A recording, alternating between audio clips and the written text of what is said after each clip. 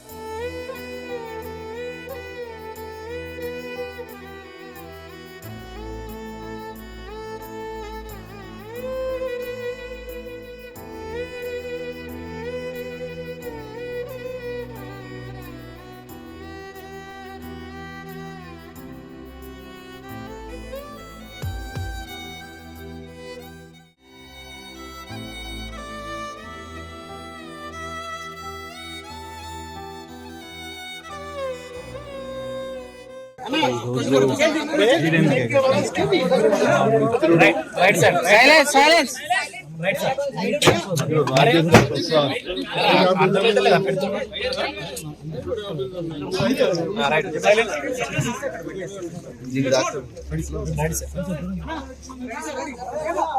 చాలా unfortunate day.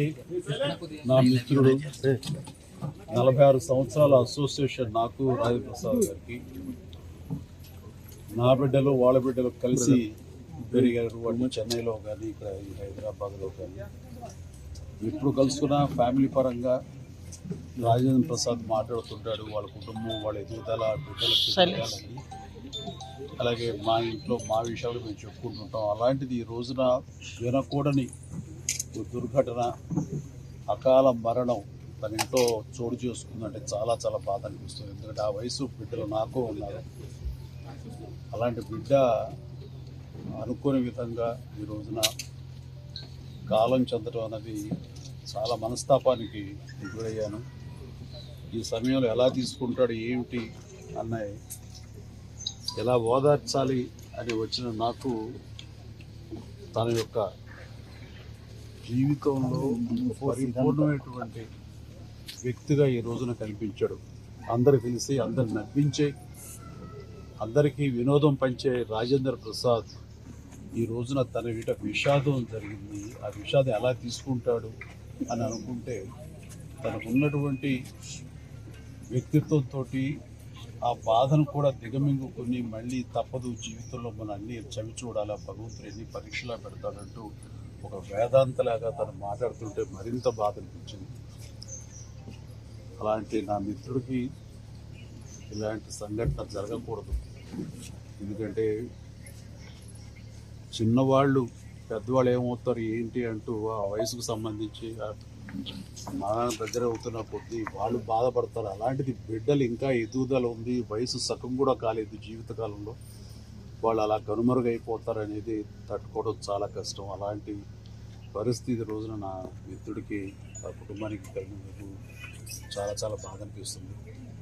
అలాంటి నా మిత్రుడు మళ్ళీ తిరిగి త్వరగా కోలుకోవాలని, ఈ విషాదం నుంచి కోలుకొని అందరికీ వినోదం పంచిపెట్టాలని, దైనందిన జీవితంలో ఎంత త్వరగా తను బయటికి రాగలిగితే, తన కుటుంబం ఈ బాధ నుంచి ఎంత త్వరగా బలం చేకూర్చు వాళ్ళు రాగలిగితే బాగుంటుందని, అలా ఉండాలని కోరుకుంటాం. భగవంతుని వాళ్ళందరికీ మనోధైర్యం ఇవ్వాలని కోరుకుంటూ, ఆ చనిపోయిన పాపకి ఆత్మ శాంతి కలగాలి.